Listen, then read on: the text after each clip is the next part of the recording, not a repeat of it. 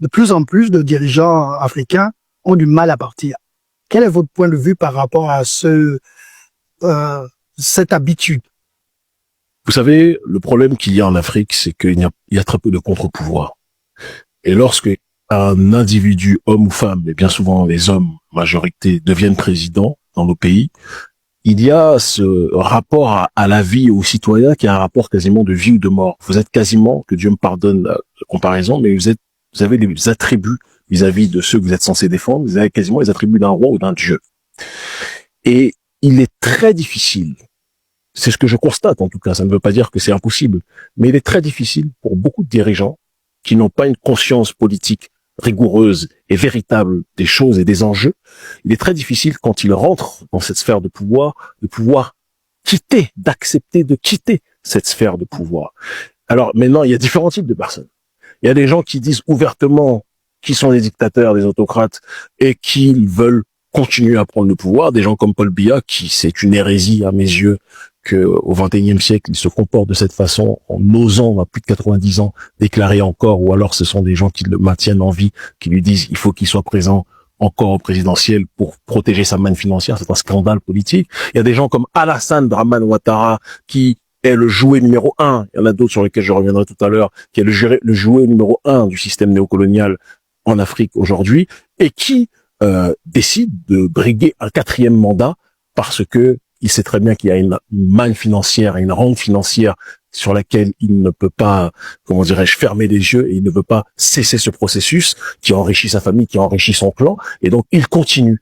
Le mandat, c'est un scandale politique, et je fais partie de ceux, on a d'ailleurs nos militants qui font partie de la coalition aujourd'hui, qui se mobilisent contre ce braquage électoral, et il y en a un qui est plus rusé, si vous me permettez, que les autres, et qui est un autocrate forcené, hystérique, et c'est quasiment un scoop que je donne pour la grande audience aujourd'hui qui nous suivra à différents endroits du globe.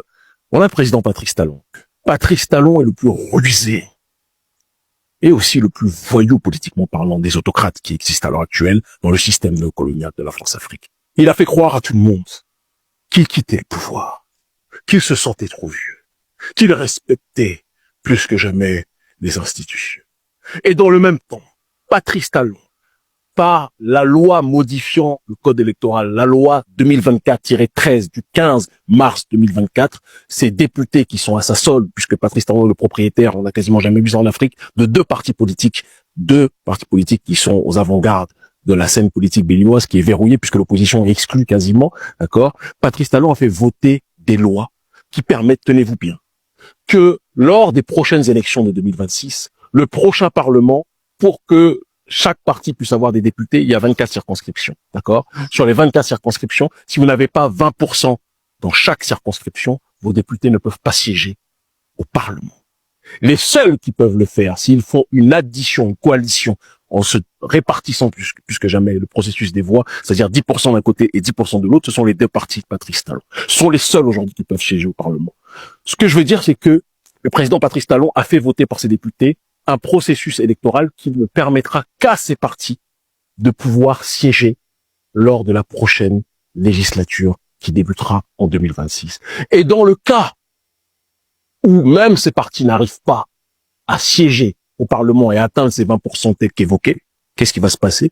La Cour constitutionnelle, qui est aux mains de Patrice Talon, va décider qu'il y ait une prolongation de mandat et pour le Parlement et pour le président de la République. De telle sorte que celui qui vous fait croire qu'il se sent obligé de partir sera forcé, soi-disant, par la Cour constitutionnelle qu'il contrôle, de devoir prolonger son mandat. Donc dans les deux cas, le président Patrice Talon, dans les deux cas, soit il aura son Parlement monocolore qui va faire voter ses lois, parce que là aussi il y a une rente financière sur laquelle Patrice Talon, plus que jamais, parce qu'il vous fait croire que c'est pour protéger le processus du développement, c'est pour continuer la dynamique Talon. Qu'est-ce qu'il en est en réalité? Il y a des chiffres économiques qui paraissent soi-disant alléchants, mais qui sont adaptés à un niveau plus que jamais micro par rapport à une minorité de la population, d'accord, la bourgeoisie qui représente même pas 5 à 10% de la population béninoise aujourd'hui et qui vit en effet comme c'est le disait Beverly Hills, pendant que la quasi-totalité de la population n'a jamais été autant noyée dans un processus de paupérisation hystérisé sur le terrain économique. C'est quelque chose qu'on ne peut pas nier.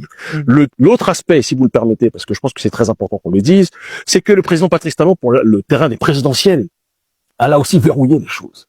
Il vous fait croire que lui aussi il part, qu'il veut plus que jamais laisser le pouvoir. Mais le président Patrice Talon a empêché le processus démocratique de pouvoir se faire, le processus électoral de pouvoir se faire. La loi qui modifie ce code électoral numéro 2024-13 de la loi du 15 mars 2024, il a fait en sorte qu'il n'y a que 3 partis politiques qui peuvent se présenter au présidentiel, qui peuvent présenter un candidat. Que 3 partis. Sur la dizaine de partis politiques qui existent au Bénin, 3 seulement peuvent se présenter. D'accord? Et tous les opposants anti-système, ou comme c'était le cas auparavant, qui pouvaient se présenter, ne peuvent plus le faire. C'est-à-dire que des gens comme moi, et comme beaucoup d'autres, ne sont interdits de se présenter aujourd'hui, d'accord, aux élections présidentielles. Il y a le dépôt des candidatures qui aura lieu dans moins de 60 jours, et on ne peut pas le faire, parce que Talon, il n'y a que ces partis qui peuvent se présenter, qui peuvent présenter un candidat. Est-ce que ça veut dire que M. Kembi aurait voulu être un candidat? Je l'ai dit très clairement, que moi, mon objectif, c'était, et je vais même insister, c'est de pouvoir concourir à une élection présidentielle dans un jeu ouvert. Il se trouve qu'à l'heure actuelle, le jeu, il est truqué de telle sorte que moi et la quasi-totalité des opposants politiques ne peuvent pas se présenter aux élections présidentielles. Mais, j'insiste dessus, la période d'ici à 2026, d'accord, va être longue. Et je peux vous assurer que le code électoral qui est en train de tout faire, et d'ailleurs Patrice Talon dans une allocution, un pseudo-dialogue avec une jeunesse qui était triée sur le volet malheureusement, qui n'a rien donné, d'accord, un pseudo-dialogue, Patrice Talon a lâché une bombe. Il a dit qu'il proposerait à l'ancien président de la République Yaïboni, qui est le président du 3e parti autorisé à présenter un candidat, qui lui aussi fait partie d'un système similaire à celui de Talon. D'ailleurs, Talon a dit que les 3 partis ont la même idéologie, c'est la même chose, ce qui signifie en réalité que l'opposition ne se situe pas dans ce sein. C'est important qu'on le dise. Patrice Talon a dit qu'il allait proposer un gouvernement d'union nationale à l'ancien président. C'est-à-dire qu'on a un pays qui est tenu en otage aujourd'hui politiquement par 2 anciens ou 2 présidents, 2 anciens chefs d'État, un présent et l'autre ancien, et l'opposition radicale que l'on qualifie d'opposition panafricaniste, dont je suis l'une des voix les plus audibles aujourd'hui, n'est pas autorisée à présenter un candidat. Nous n'allons pas laisser faire. Nous n'allons pas laisser cela se dérouler, et c'est quelque chose qui doit être entendu par tout le monde. Je n'ai pas appelé à la déstabilisation comme le porte-parole du gouvernement l'a fait croire pendant longtemps, non, c'est des bêtises. C'est appelé à la justice. Bien évidemment, puisque comme on le dit, difficile d'avoir la paix quand nous n'avons pas accès au processus de la justice, une réalité trop présente à bon nombre d'endroits sur le continent africain. Je ne veux pas être long, vous l'avez remarqué, depuis un bout de temps, je ne suis pas présent sur les réseaux sociaux, on a beaucoup plus urgent à faire dans le monde réel pour passer notre temps à être tout le temps derrière une caméra. Néanmoins, il y a des moments où l'urgence le nécessite plus que jamais, et donc je m'adresse à vous aujourd'hui précisément pour vous parler d'une situation qui devrait alerter tout le monde. En effet, le président Pablo Escobar et Patrice Talon, le Pablo Escobar du Bénin, le chef de la mafia politique qui a pris en otage le Bénin, le chef de la mafia néolibérale qui dépouille les caisses de l'État, qui paupérise la population, qui propage le système de l'injustice sociale, qui fait en sorte qu'une minorité vive comme si elle était à Los Angeles ou Beverly Hills à Cotonou, pendant que la majorité de la population n'arrive pas à joindre les 2 bouts. Le président Patrice Talon est en train de préparer le plus grand braquage du siècle. En l'occurrence, il a fait croire à tout le monde qu'il partait, d'accord, avec dignité, avec hauteur, de la présidence en 2026. C'est ce qu'il fait croire aux gens. Et il le fait à un moment parfait, au moment où l'immortel Paul Biya, à 150 ans, ose encore se représenter pour son 97e mandat, d'accord, au Cameroun. C'est de l'ironie, mais vous avez compris de quoi je parle. Au moment où Alassane Dramati Ouattara est dans une démarche plus que jamais d'agir dans le processus de se présenter, d'oser avoir l'outrecuidance de se présenter pour un 4e mandat, le président Patrice Talon fait croire aux gens, bien aidé par ses communicants qui font son atalakou et sa propagande, qu'il quitte la présidence parce qu'il sent que le devoir est accompli, parce qu'il quitte la présidence parce qu'il pense qu'il est nécessaire de respecter les lois de la République. Le président Patrice Talon vous ment.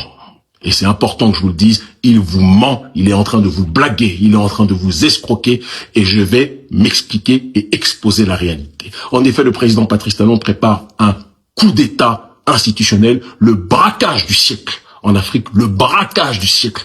Comment faire croire aux gens que vous partez alors qu'en réalité votre objectif est de prendre en otage l'État et de rester de manière directe ou indirecte. En effet, selon le code électoral revisité par la loi numéro 2024-13 votée le 15 mars 2024, le président Patrice Talon via ses députés voter une loi qui stipule que désormais, en ce qui concerne par exemple les élections législatives, si vous êtes un parti politique qui n'a pas 20% dans chaque circonscription, vous ne pourrez pas siéger dans ces circonscriptions. j'insiste et je précise, aucun parti politique au Bénin, je dis bien aucun parti politique au Bénin ne peut réunir ces conditionnalités. Aucun parti politique au Bénin, et les députés pro-Talon savaient exactement ce qu'ils faisaient. Ils ont suivi le script de leur patron, de celui qui les paye bien longtemps avant même qu'il soit au pouvoir, qu'il était au pouvoir. Il payait déjà tous ces gens en réalité, d'accord? Le script avait été fait de telle sorte que personne, je dis bien personne, ne peut faire 20% lors des prochaines élections législatives. Les seuls qui peuvent malgré tout siéger au Parlement, ce sont les deux partis dont le président, le propriétaire, est en réalité Patrice Talon. En effet, si deux partis font une coalition et se repartissent la tâche et font 10%, d'accord, ils pourront siéger au Parlement. Quels sont les seuls partis qui peuvent faire ça aujourd'hui? Les partis de Patrice Talon, l'UP et le Bloc républicain. C'est une réalité. L'UPR et le Bloc républicain et le PR. Et donc Patrice Talon sait très bien que même s'il dit qu'il part, il aura un Parlement qui sera 100% ou 99% ou 90% pro-Talon, de telle sorte que l'on se retrouvera dans une situation où même s'il part physiquement, à travers ses députés, il pourra continuer plus que jamais, d'accord, à voter des lois qui protégeront sa rente financière, qui protégeront sa manne financière issue du dépouillage et des contrats qu'il a effectués avec l'oligarchie néocoloniale pour pouvoir contribuer à se remplir les poches et remplir bien évidemment les entrepreneurs occidentaux, ces derniers permettant de présenter une vitrine d'un Bénin prétendument développé, sachant que le développement est un concept, si Patrice Talon était formé idéologiquement, il le saurait, c'est un concept néocolonial. Le développement, c'est un concept néocolonial qui a été créé à la fin de la Seconde Guerre mondiale, au début de la guerre froide, d'accord, qui a été créé, qui a été théorisé par l'oligarchie américaine, pour que le monde entier, plus particulièrement le Sud global, s'insère dans la dynamique néolibérale, le néolibéralisme étant l'ultime forme du néocolonialisme en tant que tel, d'accord, et voit l'Amérique comme le but à atteindre. Et quand on dit on se développe pour ressembler à l'Amérique. C'est ce que Patrice Talon, dans sa bêtise la plus crasse, répète comme étant un concept. Et il est fier de dire que lui, il est pour le développement, Non, tu es pour la soumission à un agenda, comme le disait Samir Amin, à un agenda impérialiste occidental, à un agenda néolibéral. C'est ce que disait Samir Amin, c'est ce que disait Walter Rodney, mais malheureusement, je pense que Patrice Talon n'a ni l'un ni l'autre, et c'est pour cette raison qu'il est dans une débilité politique qu'il présente comme une sagesse. L'autre option par rapport justement à sa logique de braquage du siècle, de braquage non pas à l'italienne cette fois-ci, mais à la béninoise, c'est que si aucun des partis, même ces partis, n'est capable d'atteindre la barre des 20%, même dans un cadre de coalition, qu'est-ce qui se passera? Le Conseil constitutionnel sera saisi. C'est très important ce que je dis. Donc retenez-le bien parce que ça va se matérialiser dans pas longtemps.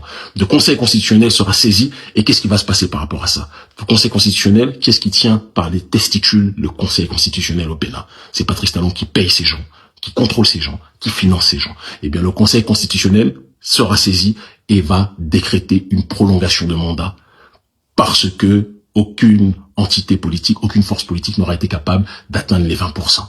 C'est la deuxième option du président Patrice Talon. Et s'il y a une prolongation de mandat, il y aura une prolongation du Parlement, qui est à majorité aujourd'hui pro-Talon, et il y aura une prolongation du mandat présidentiel. Que Patrice Talon voulait soi-disant quitter. Mais là, le Conseil constitutionnel qu'il contrôle de A à Z sera en réalité le Conseil constitutionnel qui va le forcer à prolonger son mandat. Patrice Talon sait exactement ce qu'il fait. Il est juste plus rusé que Dramatique Ouattara et que l'immortel Paul Biya. Mais sinon, il est dans la même réalité. Il a goûté pouvoir, il veut pas quitter. C'est ça la réalité. L'autre option, parce que c'est important qu'on le dise, il faut qu'on parle aussi de cet aspect-là, les présidentielles. On est dans un pays où, sur la trentaine de partis politiques à minima qui existent au Bénin, le président Patrice Talon n'autorise aujourd'hui que 3 partis à se présenter. Une folie. Demos Kratein, c'est pouvoir au peuple. Pouvoir du peuple, pouvoir pour le peuple. Mais le président Patrice Talon veut couper cette réalité et sache que le pouvoir soit en réalité un pouvoir qui soit incarcéré entre ses mains et il laisse quelques miettes à son prédécesseur, l'ancien président, qui était très ami à l'époque, il faut le reconnaître aussi, avec la France-Afrique, en l'occurrence Yahya Boni. C'est ça la réalité du président Patrice Talon. Il n'accepte que 3 partis puissent se présenter, 2 partis qui lui appartiennent, d'accord, l'UPR et le Bloc républicain, et de l'autre côté, un autre parti, le seul de l'opposition qu'il tolère, parce que c'est une opposition tolérée, en l'occurrence les démocrates. Tous les candidats anti-système, tous les partis, toutes les forces politiques anti-système, toutes les coalitions comme la coalition panafricaniste, le camp panafricaniste que je représente, Ils sont pas autorisés à se présenter. Talon me fait penser à quelqu'un qui se présente comme un boxeur qui dit sur le ring qu'il est champion du monde, mais dès qu'il y a quelqu'un d'assez constitué, structuré et costaud pour pouvoir le tacler, le bousculer, le gifler, Patrice Talon appelle la police parce qu'il ne veut pas combattre sur le ring. Il dit qu'il est champion, mais dès qu'il y a un challenger, il bégaye. C'est ça la réalité de Patrice Talon. C'est ça la réalité de sa vision politique. Il ne veut pas de débat. Il a d'ailleurs dit dans son pseudo-dialogue avec la jeunesse béninoise triée sur le volet, avec toutes les ristournes et toutes les escroqueries verbales et idéologiques qu'il a fait, il a sorti tellement de débilité pendant cette séance-là que je ne vais même pas revenir dessus parce que sinon on devrait faire une thèse ou un exposé. C'est une folie. Quelqu'un qui est en train d'exonérer de ses responsabilités l'oligarchie néocoloniale, quelqu'un qui est en train d'exonérer de ses responsabilités le pillage du système néocolonial occidental, et qui dit qu'en gros les Africains sont responsables de ce qui leur arrive. Moi, je suis quelqu'un qui prône l'anti-victimisation, mais je ne prône pas la débilité. On a nos responsabilités, on doit se prendre en charge. Et on doit se prendre en charge non pas en exonérant de ses responsabilités le colon, mais en responsabilisant le colonisé pour le rendre plus fort, pour qu'il puisse résister. Mais le président Talon n'est pas dans cette démarche-là, comme le disait monsieur Thomas Dietrich, journaliste d'investigation française, d'investigation français. Il fait venir l'armée française, il continue à travailler avec, comme je l'avais dit il y a un an, d'accord. Il continue plus que jamais, à consolider la France-Afrique. C'est sa réalité, c'est son objectif, c'est son obsession. Et donc, dans le cadre de la présidence, le président Patrice Talon empêche les candidats comme nous de pouvoir candidater. Il veut juste choisir un candidat et pour faire un gouvernement d'union nationale. Au cas où son mandat ne serait pas prolongé, il va choisir quelqu'un qui sera son pion, mais le Parlement va continuer à voter les lois, et lui, il sera celui qui continuera à diriger le pays à travers une marionnette qu'il aura placée, sans doute en accord avec Yaya Bouni. Et donc, j'insiste pour le dire à toute la classe politique béninoise. Si vous allez aux élections, telles qu'elles sont, avec le code électoral truqué que vous connaissez, vous allez légitimer le système politique truqué et vicié du président Patrice Talon. Quand il y a un braquage politique de cette intensité, la seule solution, comme l'a très bien dit d'ailleurs, il faut le reconnaître, je peux ne pas être d'accord sur certains points avec lui, mais Candide Azanaï a été excellent, extraordinaire dans sa réflexion, dans sa critique vis-à-vis du régime. Il a tout dit. On peut avoir des perceptions différentes sur le système néolibéral, on peut avoir des perceptions différentes sur beaucoup de choses, parce que je suis un opposant viscéral du système néolibéral, mais il y a une réalité, c'est qu'on a une détestation commune vis-à-vis du régime Talon. Ceux qui vont participer aux élections seront ceux qui vont valider le braquage que le président Patrice Talon est en train d'effectuer. Dans toutes les options, le président Patrice Talon, tel qu'il les a structurées, il gagne.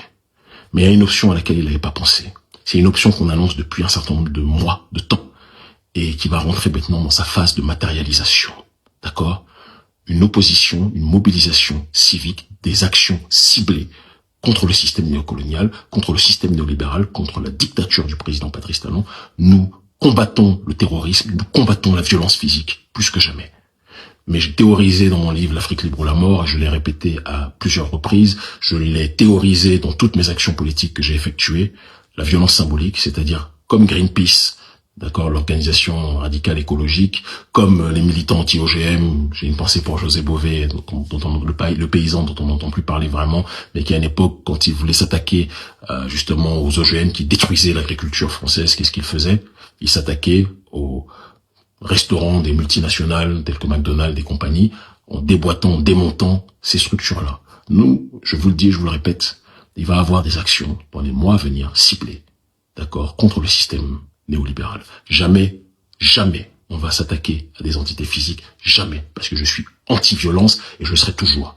Mais on ne va pas laisser le système électoral être bradé, braqué, volé par le clan néolibéral du président Patrice Talon. Jamais.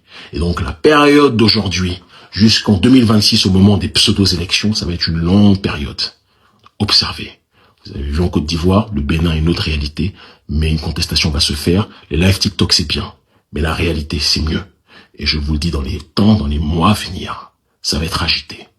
Certains me demandent, Kémy, tu veux toujours te présenter aux élections? Je suis toujours candidat à la présidentielle, mais je suis candidat à la présidentielle dans le cadre d'une élection non truquée. Et donc, dans le cas actuel, comme je l'avais annoncé depuis le départ, j'avais dit qu'il y avait plusieurs options. J'avais présenté l'option de tendre la main aux démocrates parce que je ne voulais pas qu'on dise que je suis un anarchiste dès le départ. J'ai joué le jeu démocratique en sachant très bien que ça ne marcherait pas avec eux. D'accord? On a proposé l'union de toutes les forces d'opposition, mais on savait très bien qu'en réalité, au sein de l'opposition, une grande partie d'entre eux sont tenus par le string, par le clan Talon, qui les finance. Et donc la dernière solution qui reste, c'est la mobilisation citoyenne, sporadique, ciblée, efficiente, efficace, non violente, mais radicalement située sur le processus de l'autodétermination pour le Bénin.